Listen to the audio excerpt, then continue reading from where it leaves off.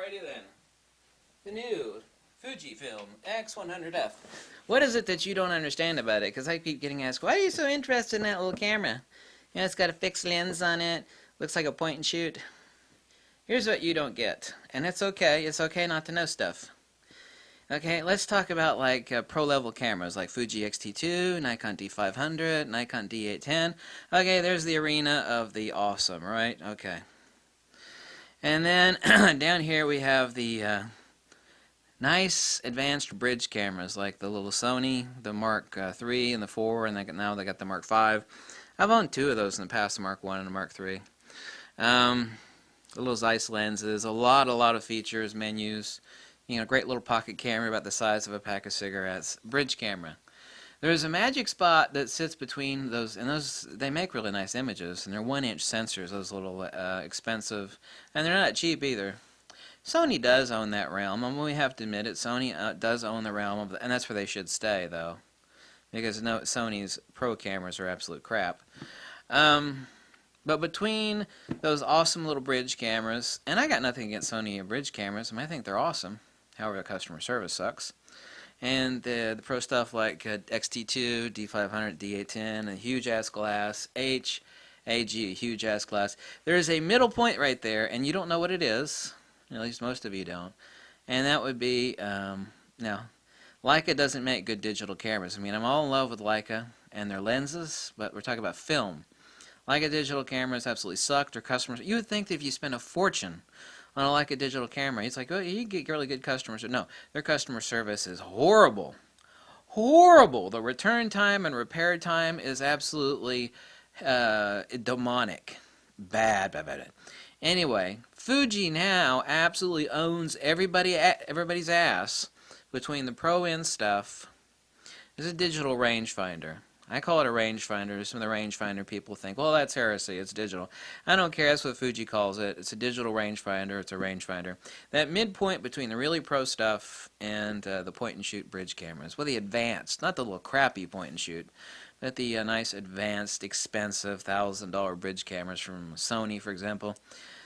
That little Fuji X100F, now I have an X100T, and before that was the X100S, and before that was just the X100. The X100F has much faster autofocus. It has the same battery as the XT2. Why is that camera so magical? Why does it sit at the midpoint between the bridge cameras and the Pro DSLRs? Leaf shutter. Really good 23mm f2. Extraordinary build quality. Hybrid viewfinder system, like picture-in-picture. You can actually drop the front lever and bring up digital zoom. Very exquisite. This is what the candid/street photographer, this is their wet dream. This is the camera that people have been waiting. The people that really know, they know what's going on. I've got two of those things on order already. Not only that, I've got them on order from, I've got connections. I'm not getting a deal on one though, that's for sure. Camera's $1,300, $1,299. That camera, and there's already been several reviews by people that are in tight with Fuji that got like a pre-production version of that. It's exactly what I told people it would be for well over a year. As this could be like exactly like the X100T, except much faster autofocus, better battery life, better design, better low light acquisition, especially for street and candid photography. It does have a joystick. It has more autofocus points. It is essentially just like an X100T with faster autofocus and much better battery life. That's the camera that sits between the magic medium, between the bridge and the pro. You see all the people that own the really hardcore pro stuff and like the enormous gigantic ass glass, that's the camera that they pack with them. Not the little bridge cameras, but that camera. That is the pro photographer's wet dream camera. It's like, no, they don't want a bridge camera. They want that. That's the magic of what the X100F is. For people who don't realize, because if you took a look at it, it's like, you know, it just looks like a, kind of looks like a Leica, you know, it's got a rangefinder window, and it kind of just looks like a digital point and shoot. No, that's not what it is. It is of a different class. Especially its capabilities, specifically the leaf shutter, which is absolutely magical. What you can do with a leaf shutter, when you realize the advantages of a leaf shutter, then your eyeballs will pop out of your, if you really know what a leaf shutter does and is capable of. Very, very important.